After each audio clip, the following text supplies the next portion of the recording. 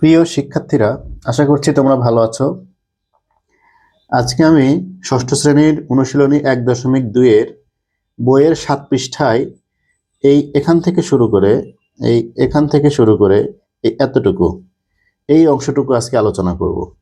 তো এই অংশটুকু আলোচনা করতে গেলে আমার বেশ কিছু ফ্যাক্টর চলে আসবে। সেখানে আসবে হচ্ছে তোমার গুণিতক কি, তারপরে আসবে তোমার মৌলিক সংখ্যা নির্ণয়ের একটা সহজ পদ্ধতি তোমাদেরকে শেখাবো। আর সহমৌলিক সংখ্যা গত ক্লাসে আমি শিখাইছিলাম দুইটি যদি দুইটি সংখ্যা সহমৌলিক সংখ্যা, আজকে আমরা শিখবো দুইয়ের অধিক সংখ্যা যদি থাকে তাহলে তার সহমৌলিক সংখ্যা আমরা কিভাবে বের করব সেটা আমরা শিখবো। হ্যাঁ, তো চলো আমরা খাতায় চলে যাই। তার আগে তোমাদেরকে একটা অনুরোধ, সেটা হচ্ছে যে যদি তোমরা এই ভিডিওগুলো দেখে একটু উপকৃত হও তাহলে অবশ্যই আমার ইউটিউব চ্যানেল, এই যে basic math with Medha sir, এই ইউটিউব চ্যানেলকে তোমরা সাবস্ক্রাইব করো। আর FB page basic math with Medha sir, এই ফেসবুক পেজটাকেও তোমরা ফলো দিয়ে রেখো। আর অবশ্যই লাইক কমেন্ট শেয়ার করতে ভুলো না। আমি তোমাদের সাথে একটা বিষয়ে ওয়াদাবদ্ধ, সেটা হচ্ছে যে আমি বইয়ের প্রত্যেকটা পাতার প্রত্যেকটা বিষয় তোমাদেরকে খুব ভালোভাবে বেসিক বিষয়গুলো তোমাদেরকে বুঝিয়ে দেবো। এই জন্য অবশ্যই তোমরা আমার এই চ্যানেল দুটাকে ফলো এবং সাবস্ক্রাইব করে রেখো।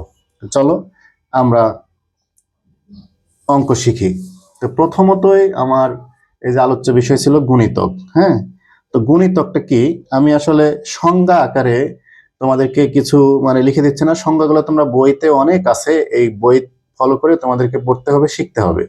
আমার উদ্দেশ্য হচ্ছে গুণিতক কি তুমি যেন এক নজরে দেখে চিনতে পারো যে এইটা হচ্ছে গুণিতক। আচ্ছা, তারপরেও আমি একটু সংক্ষিপ্ত আকারে বলি। গুণিতক হচ্ছে একটা সংখ্যাকে যদি তোমরা পূর্ণ সংখ্যা দিয়ে গুণ করো, সেই গুণফলটাই হচ্ছে কি গুণিতক। তাহলে গুণিতকটা কি? একটি সংখ্যাকে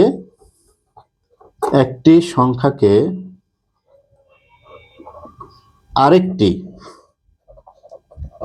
আরেকটি হয়তো আরো ভালো সংজ্ঞা থাকতে পারে, আমি তোমাদেরকে কিন্তু সংজ্ঞা শেখানোর উদ্দেশ্য না, আমার উদ্দেশ্য হচ্ছে গুণিতকটা কি চেনানো, যে এইটাই তোমার গুণিতক। তাহলে একটি সংখ্যাকে আরেকটি সংখ্যা দ্বারা গুণ করলে যে গুণফল পাওয়া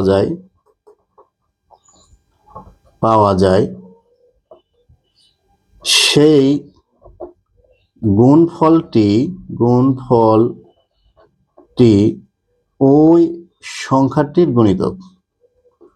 ওই সংখ্যাটির কি গুণিতক।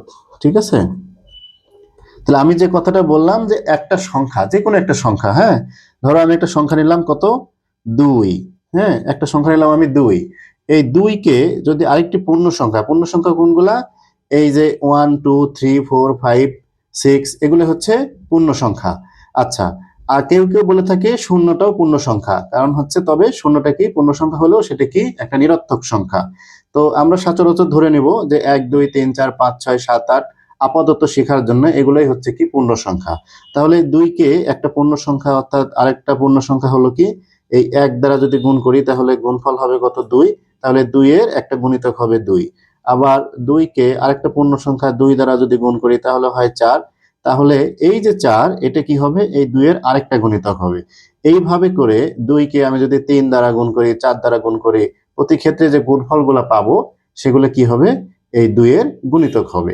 আমি গুণিতক কেন শিখালাম দেখো, এই বইতে একটা অঙ্ক আছে, দেখো যে এই যে 2 অঙ্ক বিশিষ্ট 10টি মৌলিক সংখ্যা লেখো।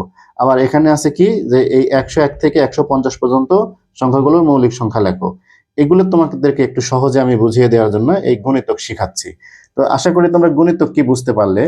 এখন আসো, দেখো আমরা কিভাবে মৌলিক সংখ্যা সহজে বের করতে পারি। আমরা সংখ্যা লিখে নিলাম। হ্যাঁ, আমাদের পরীক্ষাতে যে ধরনের অঙ্ক থাকবে আমরা সে ধরনের সংখ্যা লিখে নিব। যদি থাকে যে 1 থেকে 20 পর্যন্ত, যদি থাকে যে তোমার 1 থেকে 50 পর্যন্ত কয়টি মৌলিক সংখ্যা আছে, যদি থাকে যে 2 অঙ্ক বিশিষ্ট 5টি মৌলিক সংখ্যা লেখো, এরকম যদি থাকে সেক্ষেত্রে আমরা একটা ম্যাজিক ব্যবহার করে আমরা মৌলিক সংখ্যাগুলো কি করতে পারি, নির্ণয় করতে পারি। এই ম্যাজিকটা পঞ্চম শ্রেণীর বইতে ভালোভাবে আলোচনা করা আছে। তো আসলে অনেকে শিখে অনেকে শিখে না। হ্যাঁ, আর যারা শিখে তারাই সফল কাম হয়। তো তোমরা এই শেখার চেষ্টা করবে। দেখো, তোমাদেরকে শুধু মনে রাখতে হবে 1 থেকে 10 পর্যন্ত কয়টা মৌলিক সংখ্যা আছে। হ্যাঁ, তাহলে এই 1 থেকে 10 পর্যন্ত মৌলিক সংখ্যাটা মনে রাখা খুবই সহজ। আমরা জানি সবচেয়ে ছোট মৌলিক সংখ্যা হচ্ছে 2। তাহলে এই 2 একটা মৌলিক সংখ্যা, এই 3 একটা মৌলিক সংখ্যা, এই 5 একটা মৌলিক সংখ্যা, আর এই 7 একটা মৌলিক সংখ্যা। এই 4টা জিনিস তোমাকে কি করতে হবে, মনে রাখতে হবে। কি কি? এই 2, এই 3, এই হলো 5, আর এই হলো 7। এই 4টা মৌলিক সংখ্যা যদি তুমি মনে রাখো, তাহলে তোমার যত বড় সংখ্যারই মৌলিক সংখ্যা আসুক না কেন, যত বড় সংখ্যা বলতে বোঝাচ্ছে যদি আসে 200 থেকে 250-র মধ্যে কয়টা মৌলিক সংখ্যা আছে, তুমি সেটাও বের করতে পারবা। কি করে? দেখো, আমরা যেহেতু এই 4টা মৌলিক সংখ্যা পেয়ে গেলাম, সবচেয়ে ছোট মৌলিক সংখ্যা কোনটা? আমার 2।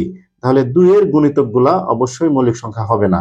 কারণ হলো কি, মৌলিক সংখ্যার সংজ্ঞা আমরা জানি কি, যে ওই সংখ্যাকে শুধুমাত্র 1 এবং ওই সংখ্যা নিজে, এই 2টা সংখ্যা দ্বারাই যদি কোনো সংখ্যাটা নিঃশেষে বিভাজ্য হয়, তাহলে সেগুলো কি হবে? মৌলিক সংখ্যা হবে। তাহলে দেখো, এই 2-কে 1 দ্বারা ভাগ করা যায়, আর কি এই 2 নিজে ভাগ করা যায়, আর কোনো সংখ্যা দ্বারা ভাগ করা যায় না। কিন্তু 2 এর গুণিতক যদি হয়, এই 4 যদি হয়, তাহলে কি হচ্ছে? এটাকে 1 দ্বারাও ভাগ করা যাচ্ছে, এটাকে কি করা যাচ্ছে? এই 2 দ্বারাও ভাগ করা যাচ্ছে। তাহলে এটা অবশ্যই কি হবে না? মৌলিক সংখ্যা হবে না। অর্থাৎ মৌলিক সংখ্যাগুলোর কি হচ্ছে, এই যে 2 এর গুণিতকটা অবশ্যই কি মৌলিক সংখ্যা নয়। তাহলে আমরা 2 এর গুণিতকগুলো কেটে দিই। তাহলে 2 এর গুণিতক দেখো, এই 4 একটা গুণিতক, 6 একটা গুণিতক, 8 একটা গুণিতক, এই 10 একটা গুণিতক, তারপরে 12 একটা গুণিতক। আচ্ছা, একটা ব্যাপার হচ্ছে কি, যে গুণ করে করেই তোমার গুণিতক বের করারও কোনো প্রয়োজন নাই। আমরা প্রত্যেকটা ক্ষেত্রে 2 যোগ করে করেও আমরা কি করতে পারি, এই গুণিতকগুলো এখান থেকে বাদ দিয়ে দিতে পারি। তাহলে দেখো, 2 এর পরে 4, 4 এর পরে 6, 8, 10, এভাবে করে 12, 14, এই যে 16, এই 18, এই 20, এই 22, 22-এর সাথে 2 যোগ করলে 24, তারপরে 26, 28, 30, এই 32, 34, এই 36, এই হলো তোমার 38, 40, 42, তারপরে কাটো তুমি, 43 থাকবে, এই যে 44, 46, 48, 50, তারপরে তোমার এই 52, 54, 56, তারপরে 58, 60, 62,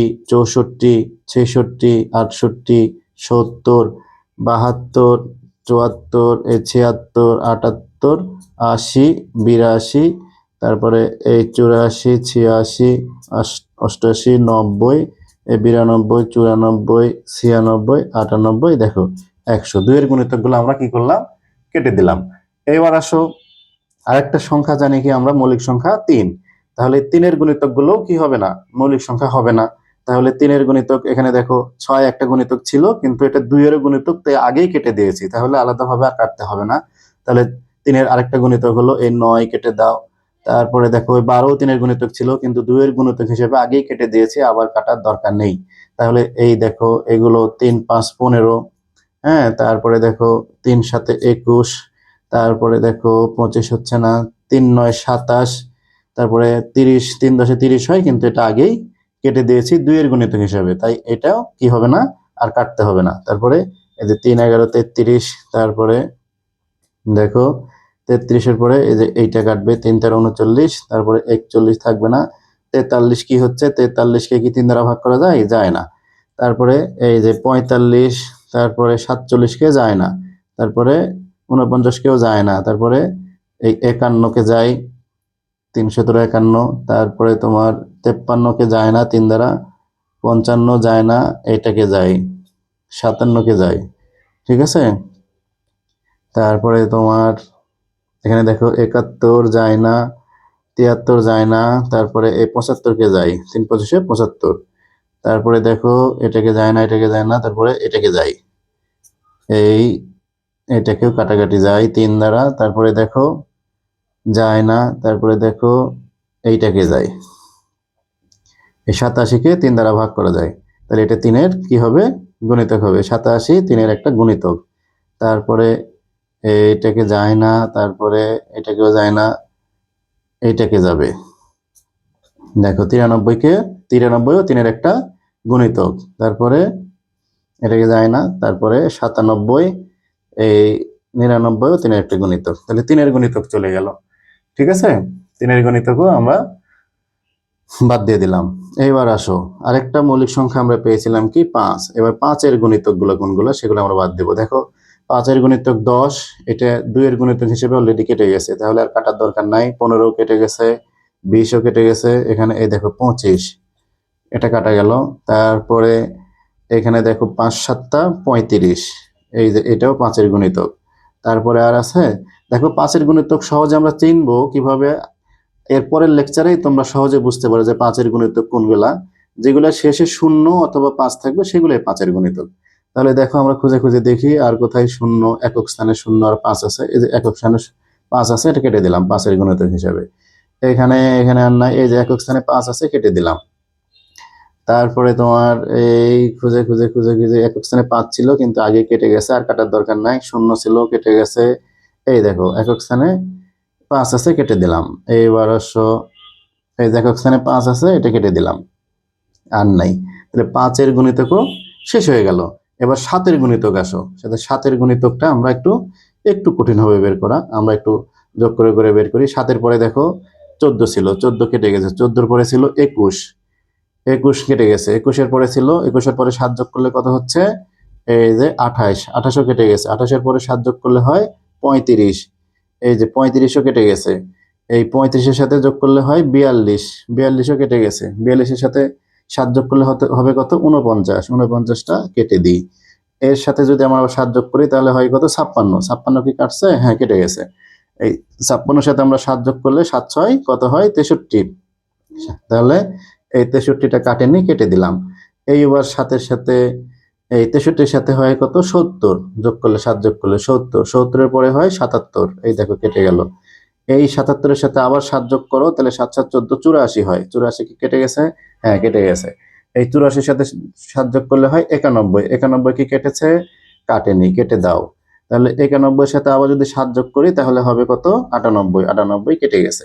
এই দেখো এখন আমরা সবচেয়ে ছোট মৌলিক সংখ্যা 2, আর এই 10-এর আগ পর্যন্ত মৌলিক সংখ্যা ছিল কি 2 3 5 7। এই চারটা মুখস্থ করার পরে আমরা প্রথমে 2-এর গুণিতকগুলো সব কেটে দিলাম, তারপরে 3-এর গুণিতকগুলো সব কেটে দিলাম, 5-এর গুণিতকগুলো সব কেটে দিলাম, তারপরে কি 7-এর গুণিতকগুলো সব কেটে দিলাম। দিয়ে যেই সংখ্যাগুলো থাকবে এগুলোই কি হবে, এগুলাই হবে হচ্ছে মৌলিক সংখ্যা, অর্থাৎ 1 থেকে 100 পর্যন্ত মৌলিক সংখ্যা এগুলাই হবে। তাহলে আমরা লিখে ফেলি, দেখো 1 থেকে 100 পর্যন্ত মৌলিক সংখ্যা কোনগুলা, এই যে এই 2 3, তারপরে তোমার আছে 5 7, তারপরে কি থাকলো এখানে 11, 11 থাকলো, তারপরে থাকলো এই 13, এই 13, তারপরে থাকলো তোমার এখানে কত 17, 17 19, তারপরে থাকলো তোমার 23, তারপরে থাকলো তোমার এই যে 23-এর পরে থাকলো 29, তারপরে থাকলো তোমার কত 29-এর পরে দেখো 31, 31-এর পরে কি থাকছে দেখো, 31-এর পরে আছে হলো 37, 37-এর পরে আছে 41, আছে 41, তারপরে আছে 43, 43-এর পরে আছে কি দেখো এই যে 47, হ্যাঁ 47-এর পরে কি আছে দেখো এই 53, 53-এর পরে কি আছে দেখো এখানে 59, 53-এর পরে আছে 59, তারপরে 61, তারপরে আছে তোমার এখানে 67, 61 পরে আছে এই যে 67, 67-এর পরে আছে 69, 69-এর পরে কি আছে 69-এর পরে দেখো 69-এর পরে কি আছে 69-এর পরে আছে 71, 71, 71-এর পরে আছে 73, আচ্ছা 73-এর পরে আছে কত 73-এর পরে আছে 79, হ্যাঁ 79-এর পরে আছে 83, 83-এর পরে আছে কত কত 89, 89-এর পরে আছে কত 89-এর পরে একবারে আছে শুধু 97। তাহলে 1 থেকে 100 পর্যন্ত মৌলিক সংখ্যা আমরা দেখো কত সহজে বের করতে পারলাম। এখন তোমার বইতে আছে কি দেখো 2 অঙ্ক বিশিষ্ট 10টি মৌলিক সংখ্যা লেখো। তাহলে 2 অঙ্ক বিশিষ্ট 10টি মৌলিক সংখ্যা আমরা লিখে দিতে পারি। এই যে এখান থেকে 2 অঙ্ক শুরু হলো, এখান থেকে 10টি লিখে দিতে পারি, ঠিক আছে। তারপরে যদি বলে 20 থেকে 30 পর্যন্ত কয়টি মৌলিক সংখ্যা আছে, তাহলে 20 থেকে 30 পর্যন্ত আমরা এখান থেকে শুরু করে এই যে এই 4টা লিখে দিতে পারি। যদি বলে 50 থেকে 100 পর্যন্ত কয়টি মৌলিক সংখ্যা আছে, তাহলে আমরা কি করতে পারি, সহজে লিখে দিতে পারবো। তাহলে এভাবেই আমরা কি করতে পারি, মৌলিক সংখ্যা লিখে দিতে পারি। দেখো বইতে আরেকটা অঙ্ক আছে যে 101 থেকে 150 পর্যন্ত মৌলিক সংখ্যা নির্ণয় করো। তাহলে 100-র পরে আমরা আরো কিছু সংখ্যা লিখবো, লিখে এভাবে করে কি করব, এই 2, 5, 7, 2, 3, 5, 7-এর গুণিতক গুলো ওখান থেকে কেটে দেব, দিয়ে আরো মৌলিক সংখ্যা আমরা পাবো, সেখান থেকে আমরা লিখে দিতে পারি যে 101 থেকে 150 পর্যন্ত কয়টা মৌলিক সংখ্যা আছে। তো এভাবে করে আমরা কি করতে পারি, মৌলিক সংখ্যা বের করতে পারি। তো চলো আরেকটা অঙ্ক আমি আজকে বুঝিয়ে দিয়ে শেষ করে দেব। সেটা হচ্ছে কি, বইতে দেখো একটা অঙ্ক আছে, যে এই যে এই অঙ্কটা কি বলছে যে এই 10, এই যে 10, 21, 143-এর মধ্যে এক ছাড়া কোনো সাধারণ গুণনীয়ক নেই, অতএব সংখ্যাগুলো পরস্পর সহমৌলিক। তো এইটা আমরা একটু দেখি যে আসলে এর মধ্যে কি সাধারণ কোনো গুণনীয়ক আছে কিনা। তাহলে দেখো আমি লিখলাম কি এখানে 10-এর গুণনীয়ক সমূহ। তাহলে 10-এর গুণনীয়ক কি হবে, 10-কে যে যে সংখ্যা দ্বারা ভাগ করা যায় সেগুলো কি, দেখো 1, 2, 5 আর 10, এগুলো দিয়ে কি হচ্ছে, 10-কে ভাগ করা যায়। আবার 21-এর গুণনীয়ক সমূহ কি হচ্ছে, এই কয়টা। আবার দেখো 143-এর গুণনীয়ক সমূহ হচ্ছে কি, এই কয়টা। এখন দেখা যাচ্ছে কি সাধারণ মানে কি, এই তিনটার গুণনীয়কের মধ্যে যেটা থাকবে।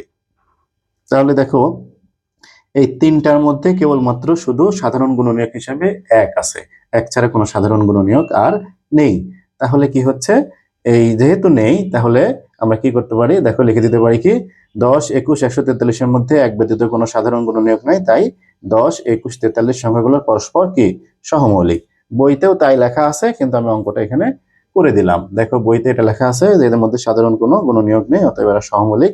আমরা অঙ্কটা এখানে দেখলাম। হ্যাঁ, তো এভাবে করে আমরা কি করব, 2-এর অধিক সংখ্যার কি করতে পারবো, গুণনীয়ক, 2-এর অধিক সংখ্যার সহমৌলিক সংখ্যা নির্ণয় করতে পারবো। যদি 4টা থাকে 4টারও পারবো, যদি 5টা থাকে 5টারও পারবো, 10টা থাকে 10টারও পারবো। তো এত থাকবে না, মূলত 3-4টার উপরে থাকবে না।